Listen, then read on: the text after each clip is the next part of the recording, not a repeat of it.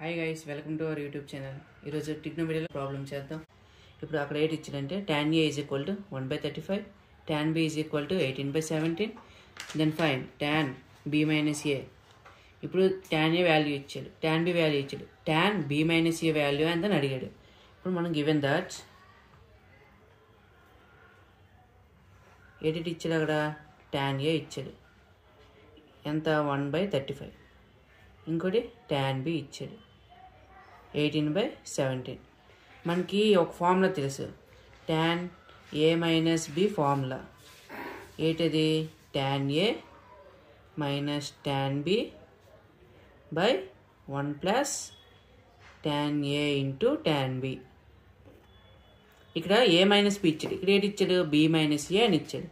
అంటే ఇక్కడ A ప్లేస్లో B ప్లేస్లో A అనేసి ఫార్ములా సబ్స్టిట్యూట్ చేయాలి. A tan B minus A is equal to tan B minus tan A by 1 plus tan B into tan A. ఇప్పుడు ఈ formula రాద్దాం, tan B minus tan A by 1 plus tan B into tan A. ఇప్పుడు ఈ ప్లేసెస్లో ఆ వాల్యూస్ని substitute చేద్దాం. tan B value ఎంత ఇచ్చాడు, 18/17 minus tan A 1/35 by 1 plus 18/17 into 1/35. ఇప్పుడు ఈ రెండింటికి ఎల్సిఎం ఎంత, 17 ఇంటూ 35.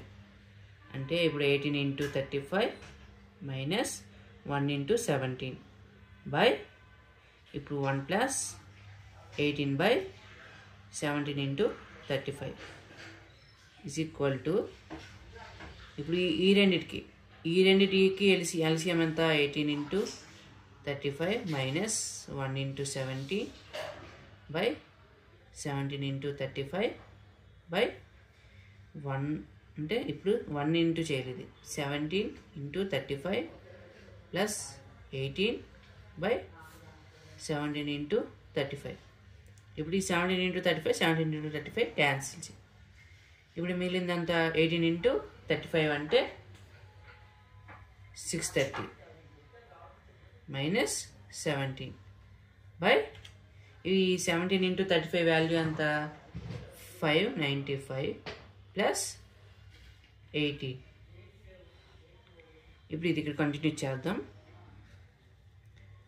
630 నుంచి 17 తీస్తే ఎంత, 613 బై ఇప్పుడు 595కి ప్లస్ 18 యాడ్ చేస్తే ఎంత, 613.